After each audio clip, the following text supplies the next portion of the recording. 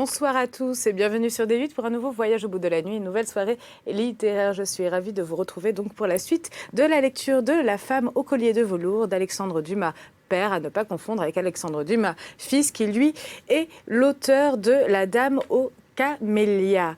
Donc ce roman, donc La femme au collier de velours, est un roman qui débute d'une façon autobiographique. Dumas y évoque assez longuement Charles Nodier, écrivain, un ami proche chez qui il fut accueilli à Paris à ses débuts et grâce auquel il fut introduit dans la vie intellectuelle parisienne. À la fin de ce premier chapitre, Dumas affirme que Nodier lui a raconté une histoire qu'il retranscrit ensuite dans le reste du roman. Dès le début, le ton est donc donné, le réel et la fiction sont mêlés. Nous allons donc poursuivre la lecture de ce roman. N'hésitez pas à réagir sur les réseaux sociaux, #VBN, lâchez vos avis, vos commentaires, vos idées, ainsi que sur notre page Facebook, Voyage au bout de la nuit. Nous allons poursuivre la lecture.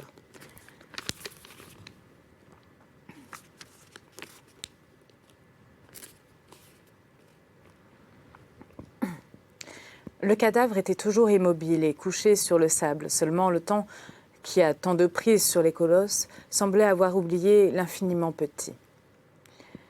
Nodier regardait donc son éphémère, quand tout à coup, une goutte de pluie, chassée par le vent, tombe dans la cage du microscope et humecte la pincée de sable. Alors, au contact de cette fraîcheur vivifiante, il semble à Nodier que son Taratantaleo se ranime, qu'il remue une antenne, puis l'autre, qu'il fait tourner une de ses roues, qu'il fait tourner ses deux roues, qu'il reprend son centre de gravité, que ses mouvements se régularisent, qu'il vit enfin. Le miracle de la résurrection vient de s'accomplir, non pas au bout de 3 jours, mais au bout d'1 an. 10 fois Nodier renouvela la même épreuve. 10 fois le sable sécha et le Taratantaleo mourut. 10 fois le sable fut humecté et 10 fois le Taratantaleo ressuscita. Ce n'était pas un éphémère que Nodier avait découvert, c'était un immortel. Selon toute probabilité, son Taratantaleo avait vu le déluge et devait assister au jugement dernier. Malheureusement, un jour que Nodier, pour la 20e fois peut-être, s'apprêtait à renouveler son expérience, un coup de vent emporta le sable séché, et avec le sable, le cadavre du phénoménal Taratantaleo. Nodier reprit bien des pincées de sable mouillé sur sa gouttière et ailleurs. Mais ce fut inutilement. Jamais il ne retrouva l'équivalent de ce qu'il avait perdu. Le Taratantaleo était le seul de son espèce, et perdu pour tous les hommes, il ne vivait plus que dans les souvenirs de Nodier. Mais aussi là, vivait-il de manière à ne jamais s'en effacer. Nous avons parlé des défauts de Nodier. Son défaut dominant, aux yeux de Madame Nodier, du moins c'était sa bibliomanie. Ce défaut qui faisait le bonheur de Nodier, faisait le désespoir de sa femme. C'est que tout l'argent que Nodier gagnait passait en livres. Combien de fois Nodier sortit pour aller chercher 200 ou 300 francs absolument nécessaires à la maison? Rentra-t-il avec un volume rare, avec un exemplaire unique? L'argent était resté chez Teschner ou Guillemot. Madame Nodier voulait gronder, mais Nodier tirait son volume de sa poche. Il l'ouvrait, le fermait, le caressait, montrait à sa femme une faute d'impression qui faisait l'authenticité du livre. Et cela tout en disant « Songe donc, ma bonne amie, que je retrouverai 500 francs. » Tandis qu'un pareil livre est introuvable. Demande plutôt à Pixérécourt. Pixérécourt, c'était la grande admiration de Nodier, qui a toujours adoré le mélodrame. Nodier appelait Pixérécourt le Corneille des boulevards. Presque tous les matins, Pixérécourt venait rendre visite à Nodier. Le matin, chez Nodier, était consacré aux visites des bibliophiles.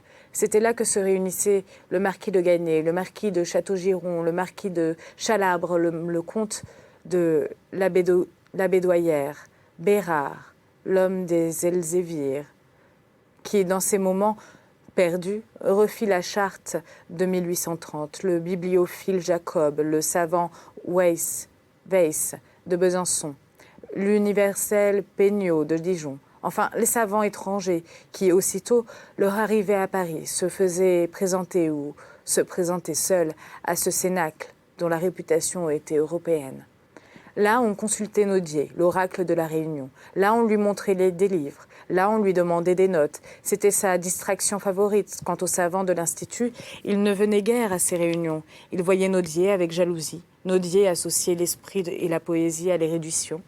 Et c'était un tort que l'Académie des sciences ne pardonne pas plus que l'Académie française. Puis Nodier raillait souvent. Nodier mordait quelquefois. Un jour, il avait fait le roi de Bohême et ses 7 châteaux. Cette fois-là, il avait emporté la pièce. On crut Nodier à tout jamais brouillé avec l'Institut. Pas du tout. L'Académie de Tombouctou fit entrer Nodier à l'Académie française. On se doit quelque chose entre sœurs. Après 2 ou 3 heures d'un travail toujours facile, après avoir couvert 10 ou 12 pages de papier de 6 pouces de haut sur 4 de large, à peu près d'une écriture lisible et régulière, sans rature aucune, Nodier sortait. Une fois sorti, Nodier rôdait à l'aventure, suivant néanmoins presque toujours la ligne des quais, mais passant et repassant la rivière selon la situation topographique des étalagistes, puis des étalagistes. Il entrait dans les boutiques de libraires, et des boutiques de libraires dans les magasins de relieurs. C'est que Nodier se connaissait non seulement en livres, mais en couverture. Les chefs-d'œuvre de Le Gascon, sous Louis XIII, de Dusseuil, sous Louis XIV, de Padeloup, sous Louis XV, et de Déronne, sous Louis XV et Louis XVI, lui étaient si familiers que les yeux fermés au simple toucher, il les reconnaissait. C'était Nodier qui avait fait revivre la reliure, qui, sous la Révolution et l'Empire, cessa d'être un art. C'est lui qui encouragea, qui dirigea les restaurateurs de cet art, les Touvenin, les Bradel, les Niédrier, les Niédré, les Bosonnet et les Legrain. Touvenin, mourant de la poitrine, se levait de son lit, d'agonie, pour jeter un dernier coup d'œil aux reliures qu'il faisait pour Nodier.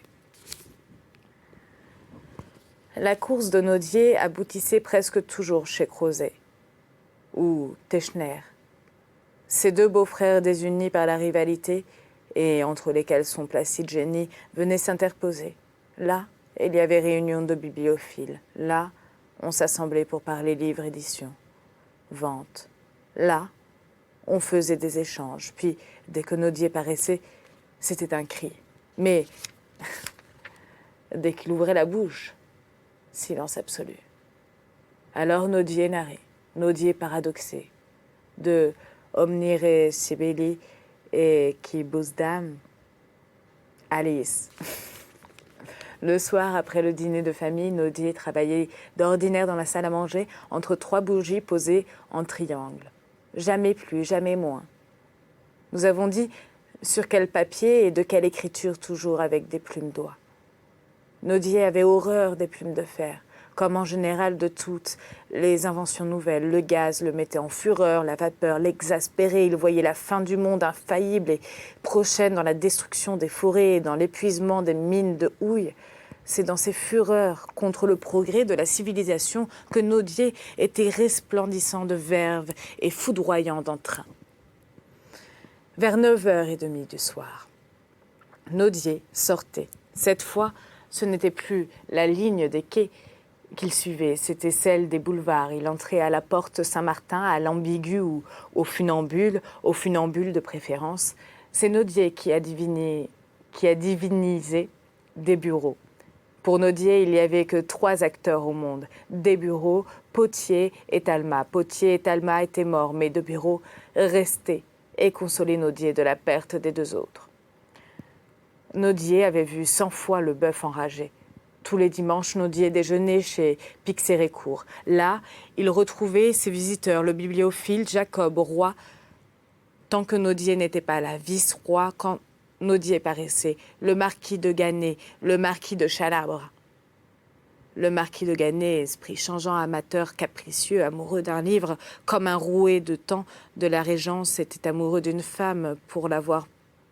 Puis, quand il l'avait, fidèle un mois, non pas fidèle, enthousiaste, le portant sur lui et arrêtant ses amis pour le leur montrer, le mettant sous son oreiller le soir et se réveillant la nuit, rallumant sa bougie pour le regarder, mais ne le lisant jamais, toujours jaloux des livres de Pixérécourt, que Pixérécourt refusait de lui vendre à quelque prix que ce fût, se vengeant de son refus en achetant à la vente de Madame de Castellane un autographe que Pixérécourt ambitionnait depuis 10 ans. « N'importe, disait Pixérécourt, furieux. Je l'aurai. »« Quoi ?» demandait le marquis de Ganay. « Votre autographe. Et quand cela ? À votre mort, parbleu. » Et Pixérécourt eût tenu sa parole si le marquis de Ganay n'eût jugé à propos de survivre à Pixérécourt. Quant au marquis de Chalabre, il n'ambitionnait qu'une chose, c'était une Bible, que personne n'eut, mais aussi il l'ambitionnait ardemment. Il tourmenta tant Nodier que Nodier lui indiqua un exemplaire unique, que Nodier finit par faire mieux encore que ne désirait le marquis de Chalabre. Il lui indiqua un exemplaire qui n'existait pas. Aussitôt, le marquis de Chalabre se mit à la recherche de cet exemplaire. Jamais Christophe Colomb ne mit plus d'acharnement à découvrir l'Amérique, jamais Vasco de Gama ne mit plus de persistance à retrouver l'Inde que le marquis de Chalabre a poursuivi sa Bible. Mais l'Amérique existait entre le 70e degré de latitude nord et les 53 et 54 de latitude sud.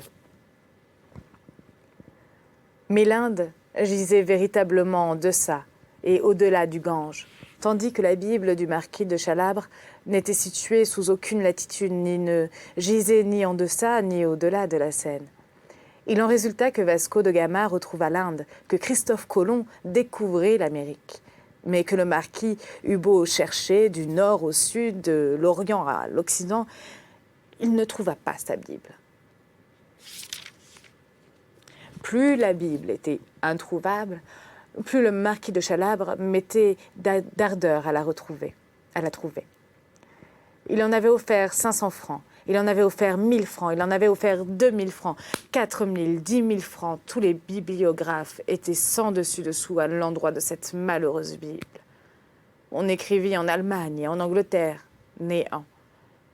Sur une note du marquis de Chalabre, on ne se serait pas donné tant de peine et on eût simplement répondu « Elle n'existe pas ».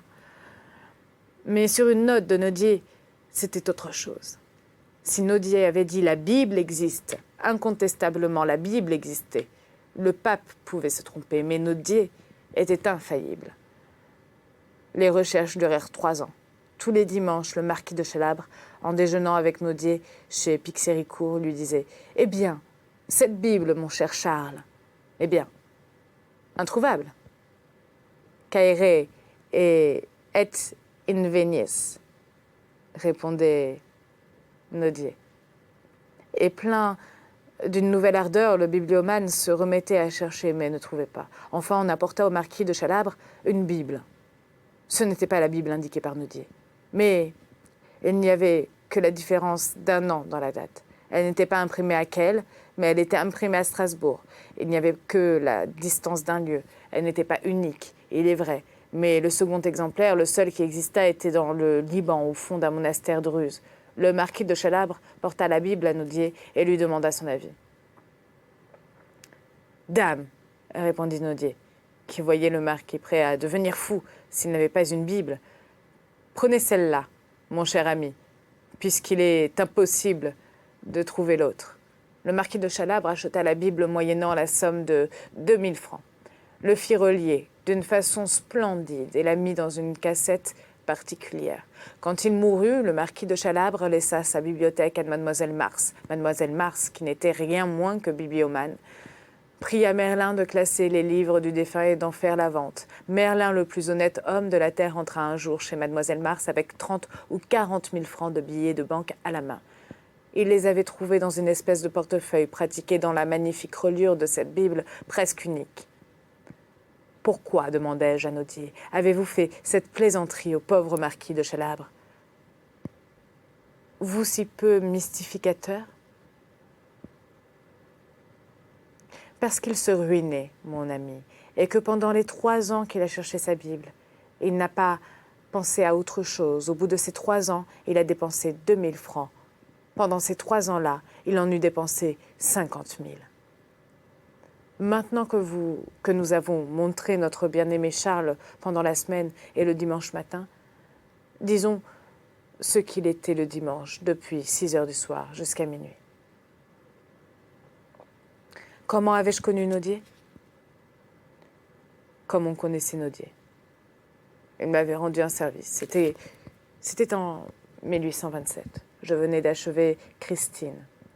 Je ne connaissais personne dans les ministères, personne au théâtre. Mon administration, au lieu de mettre une aide pour arriver à la Comédie Française, mettait un empêchement. J'avais écrit depuis 2 ou 3 jours ce dernier vers qui a été si fort sifflé et si fort applaudi. Eh bien, j'en ai pitié, mon père, qu'on l'achève. En dessous de ce vers, j'avais écrit le mot « fin ». Il ne me restait plus rien à faire que de lire ma pièce à MM, les comédiens du roi, et à être reçu ou refusé par eux. Malheureusement, à cette époque, le gouvernement de la Comédie Française était comme le gouvernement de Venise, républicain, mais aristocratique, et n'arrivait pas qui voulait près des sérénissimes seigneurs du comité. Et n'arrivait pas qui voulait près des sérénissimes seigneurs du comité.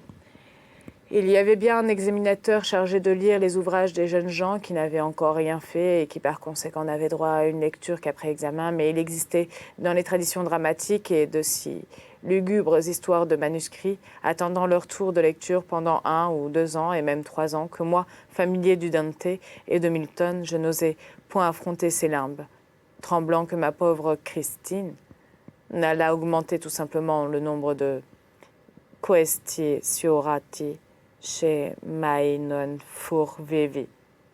Bibi, ou Bibi, je crois. VIV.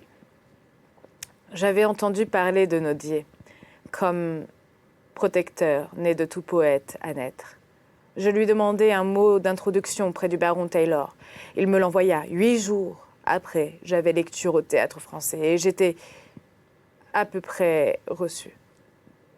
Je dis à peu près parce qu'il y avait dans Christine, relativement au temps où nous vivions, c'est-à-dire à l'an de grâce 1827, de telles énormités littéraires que MM, les comédiens ordinaires du roi, n'osèrent me recevoir d'emblée et subordonnèrent leur opinion à celle de M. Picard, auteur de La Petite Ville.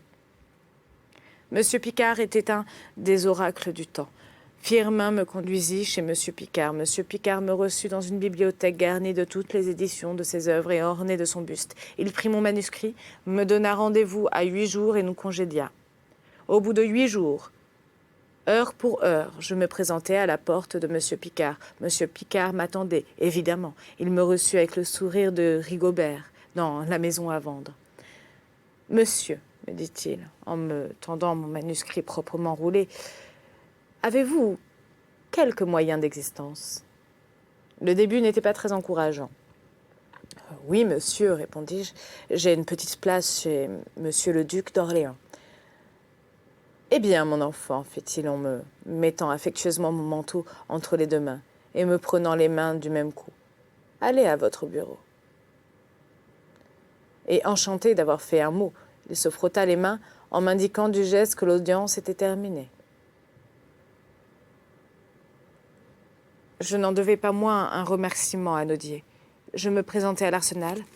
Nodier me reçut, comme il recevait avec un sourire aussi. Mais il y a un sourire.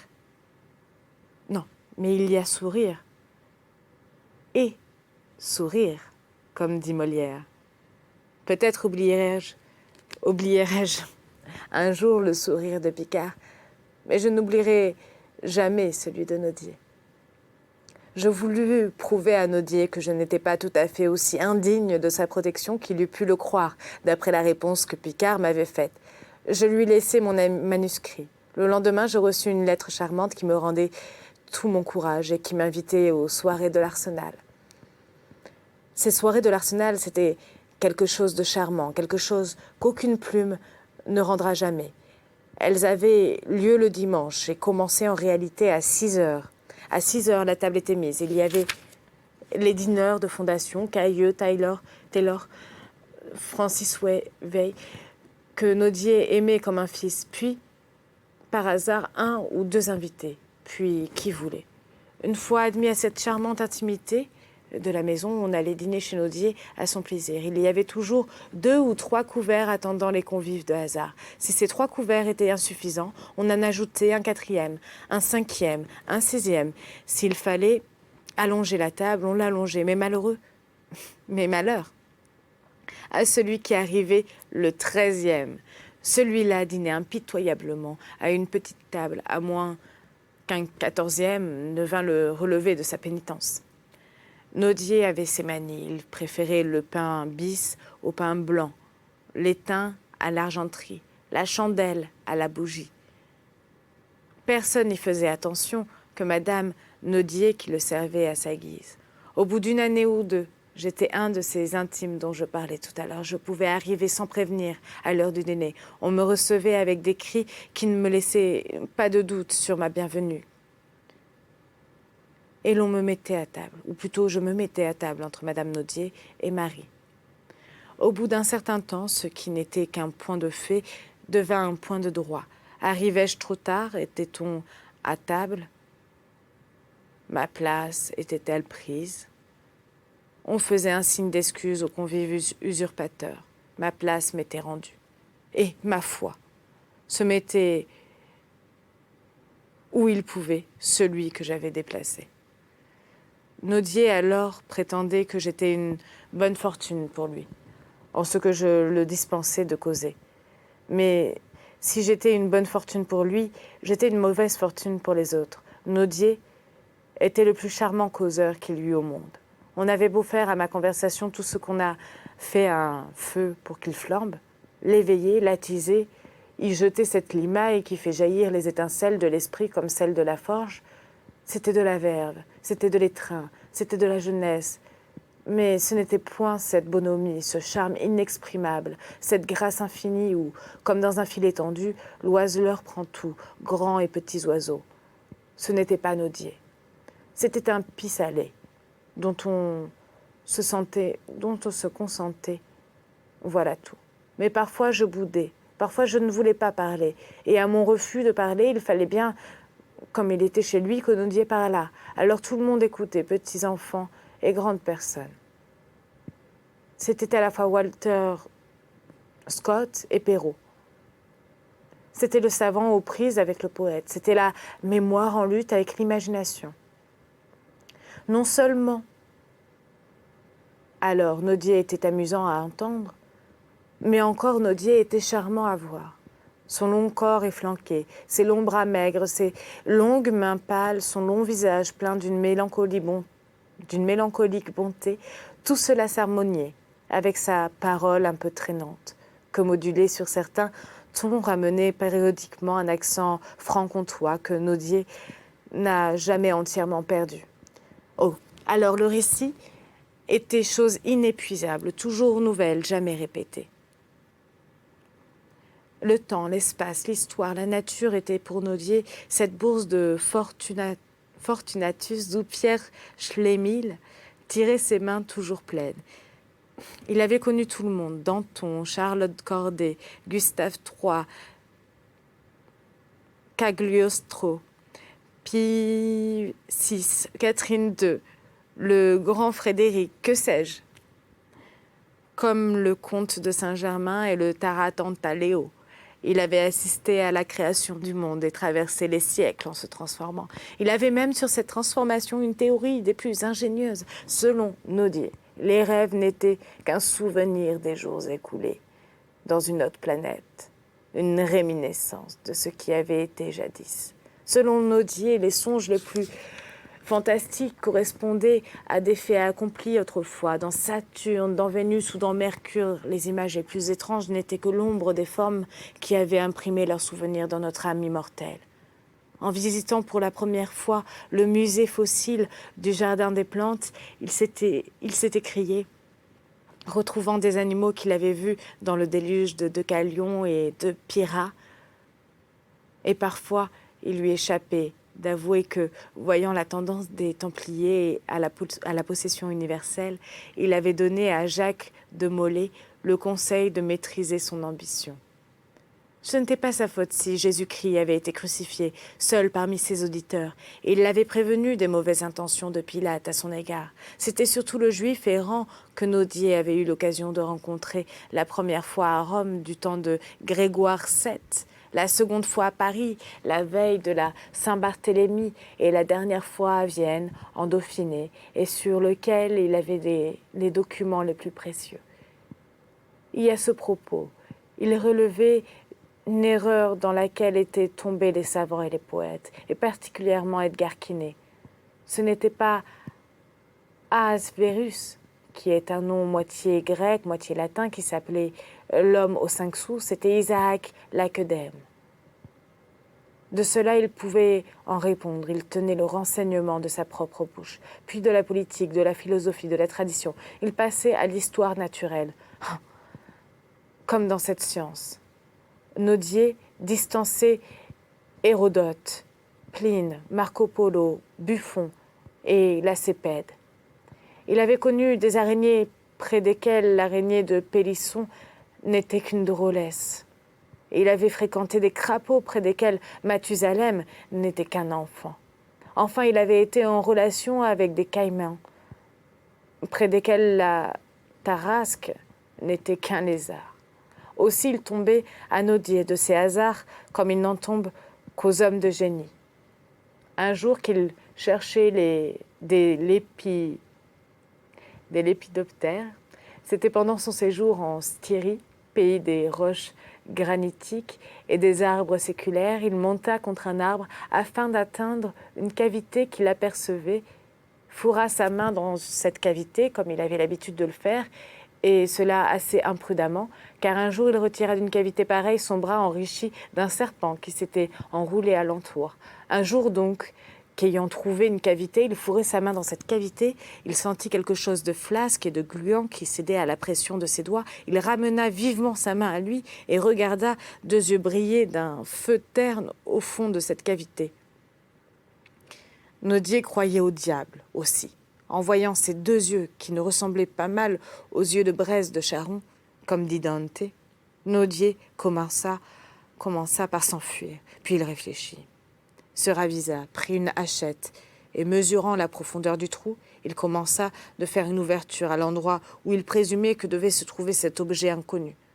Au 5e ou 6e coup de hache qu'il frappa, le sang coula de l'arbre, ni plus ni moins que sous l'épée de Tancrède. Le sang coula de la forêt enchantée du Tasse. Mais ce ne fut pas une belle guerrière qui lui apparut, ce fut un énorme crapaud encastré dans l'arbre, où, sans doute, il avait été emporté par le vent quand il était de taille d'une abeille. Depuis combien de temps était-il là? Depuis 200 ans, 300 ans, 500 ans, peut-être. Il avait 5 pouces de long, sur 3 de large. Une autre fois, c'était en Normandie, du temps où il faisait avec Taylor le voyage pittoresque de la France. Il entra dans une église. À la voûte de cette église était suspendue une gigantesque araignée et un énorme crapaud. Il s'adressa à un paysan pour demander des renseignements sur ce singulier couple. Et voilà ce que le vieux paysan lui raconta après l'avoir mené près d'une des dalles de l'église sur laquelle était sculpté un chevalier couché dans son armure. Ce chevalier était un ancien baron, lequel avait laissé dans le pays de si méchants souvenirs que les plus hardis se détournaient afin de ne pas mettre le pied sur sa tombe, et cela non point par respect, mais par terreur. Au-dessus de cette tombe, à la suite d'un vœu fait par ce chevalier à son lit de mort, une lampe devait brûler nuits et jours, une pieuse fondation ayant été faite par le mort, qui subvenait à cette dépense, et bien au-delà. Voilà, c'est ainsi que se termine notre 2e lecture de ce livre. J'espère que vous avez passé un agréable moment. En tout cas, moi, oui. Je vais vous donner une petite citation donc, d'Alexandre Dumas avant de vous quitter. Supprimer la distance, c'est augmenter la durée du temps. Désormais, on ne vivra pas plus longtemps. Seulement, on vivra plus vite. Voilà, je vous souhaite une très bonne soirée, une très bonne matinée pour certains. À très bientôt.